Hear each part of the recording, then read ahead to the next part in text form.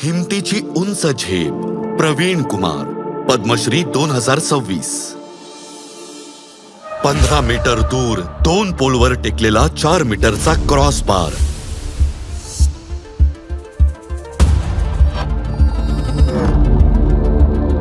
वर्षानुवर्षांची मेहनत, फक्त 1 मिनिट आणि 1 संधी, आणि संपूर्ण जगाचे डोळे फक्त तुमच्यावर. सोपं नाही, हो ना? प्रवीण कुमार यांचा जन्म 2003 साली उत्तर प्रदेशातील गौतम बुद्ध नगर येथे झाला. लहानपणी व्हॉलीबॉल खेळता खेळता प्रवीणने हाय जंपची उंच उडी मारून सर्व अडचणींवर मात करण्याचा निर्णय घेतला. जेव्हा शाळेतील शिक्षकांनी दुखापतीच्या भीतीने प्रवीणला उंच उडीत भाग घेण्यास परवानगी नाकारली, तेव्हा तो 8 दिवस शिक्षकांकडे हट्ट करत राहिला.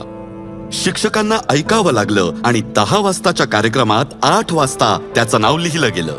सगळ्यांना वाटलं पायात प्रॉब्लेम आहे, मी 2-3 फुटांपेक्षा उंच उडी कशी मारणार. प्रवीणने त्या स्पर्धेत गोल्ड जिंकलं, तेही एबल बॉडीड कॅटेगरीमध्ये. तो लहान असताना मी त्याला बाजारात घेऊन गेले. तिथे मला एक साधू भेटले. त्याचे पाय पाहून ते म्हणाले, हा तांब्याच्या पावलांनी आला आहे, हा मुलगा देशाला गौरव मिळवून देईल. मी त्याला जन्म दिला आहे, पण तो देशाचा मुलगा आहे, देशाचं नाव मोठं करेल. त्याच्या प्रतिभेला चांगली दिशा आणि गती तेव्हा मिळाली जेव्हा प्रवीण त्याचे प्रशिक्षक डॉक्टर सत्यपाल सिंग यांना भेटला. हाय जंप करण्यासाठी उंची आणि पायांची ताकद या दोन्हीची गरज असते, पण प्रवीणकडे हे दोन्हीही नव्हते. प्रवीण पहिल्या दिवशी जेव्हा माझ्याकडे आला तेव्हा त्याने कोणत्याही तंत्राशिवाय 1.80 मीटरची उडी मारली. मला तेव्हाच समजलं की प्रवीण रेकॉर्ड घडवेलही आणि मोडेलही. आता ध्येय होतं इंडियासाठी गोल्ड आणणं.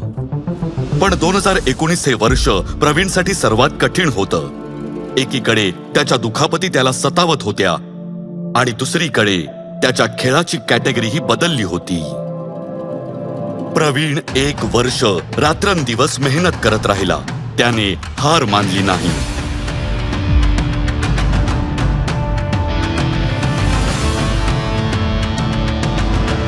माझ्या फक्त एकच गोष्ट लक्षात होती, ज्याला सुवर्ण पदक मिळतं त्याच्या देशाचं राष्ट्रगीत वाजवलं जातं.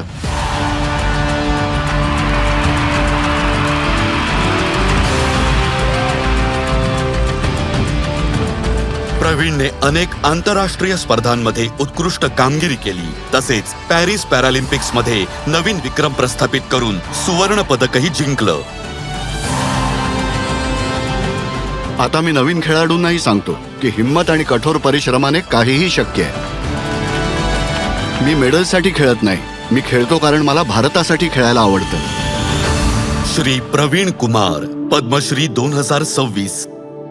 कोटी कोटी नमस्कार.